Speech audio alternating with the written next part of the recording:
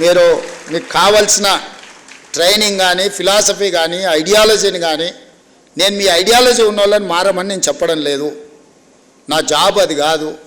మీ లైక్లు డిస్లైక్లు ఇండివిజువల్గా ఒక రకం, మనం ఉన్న కుర్చీలో ఉండే బాధ్యత ఇంకొక రకము, మన యజమానులకు ఒక ఆలోచన ఉంటుంది. ఇవన్నీ సమన్వయం చేసుకునే బాధ్యత మీదే. కాబట్టి మీకు సంబంధించిన ప్రెస్ అకాడమీ రిలేటెడ్లో ఒక 10 కోట్ల రూపాయలు స్పెషల్ డెవలప్మెంట్ ఫండ్ ముఖ్యమంత్రి విచక్షణ అధికారంతో ఉండేదాని నుంచి ఒక 10 కోట్ల రూపాయలు కేటాయించే బాధ్యత తీసుకుంటా. అదేవిధంగా ఈ 1100 మందికి ఇచ్చారు కానీ ఇంకా 2000 3000 జర్నలిస్టులు ఉన్నారు. మా వాళ్ళు అప్పుడప్పుడు కలిసినప్పుడు, సార్ రాష్ట్ర విభజన అయింది, అటుపక్క పోయిన వాళ్ళకు కూడా ఇటుపక్క ప్లాట్లు వచ్చినాయి, మొత్తం ఇటుపక్క ఉన్న వాళ్ళకు రాలేదని కూడా మా మిత్రులు అప్పుడప్పుడు నా చెవిలో చెప్తుంటారు. బంజారా హిల్స్ వచ్చినప్పుడు బంజారా హిల్స్లో మీరు భాగస్వాములు అయినరు, జూబ్లీ హిల్స్ వచ్చినప్పుడు జూబ్లీ హిల్స్లో మీరు భాగస్వాములు అయినరు, గచ్చిబౌలి వచ్చినప్పుడు గచ్చిబౌలిలో మీరు భాగస్వాములు అయినరు, చివరికి ఆ కొంపల్లి వస్తే కొంపల్లి దగ్గర పేట్ బషీరాబాద్లో మీరు భాగస్వాములు అయినరు.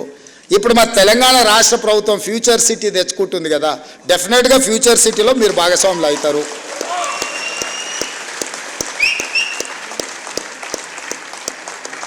ఎవరైతే రాదేమో అనే బాధలో కానీ ఆందోళనలో కానీ ఉన్నవాళ్ళు ఎవరు బాధపడకండి, ఆందోళన చెందకండి. అర్హులైన వాళ్ళందరినీ కూడా ఫ్యూచర్ సిటీలో భాగస్వాములను చేసే బాధ్యత నాది.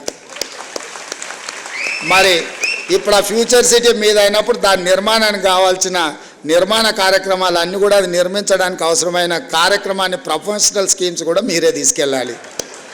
ఎందుకంటే అది ఎంత ప్రమోట్ అయితే మీకు కూడా ఎంతో కొంత అందులో స్టేక్ హోల్డర్స్ అవుతారు.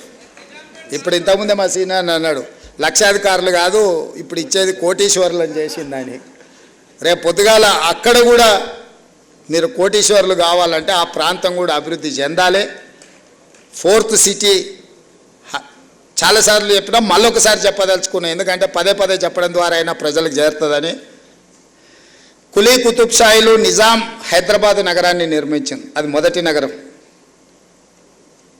నిజాం అండ్ బ్రిటిషర్స్ కలిసి సికింద్రాబాద్ నగరాన్ని నిర్మించిన అది 2వ నగరం. చంద్రబాబు నాయుడు రాజశేఖర్ రెడ్డి కలిసి సైబరాబాద్ నిర్మించిన అది 3వ నగరం.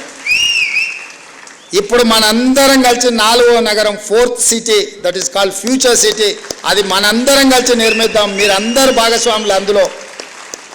మీ అందరి తరఫున ప్రతినిధిగా నేను పనిచేస్తా. మనకు 4వ నగరం అవసరం ఉంది.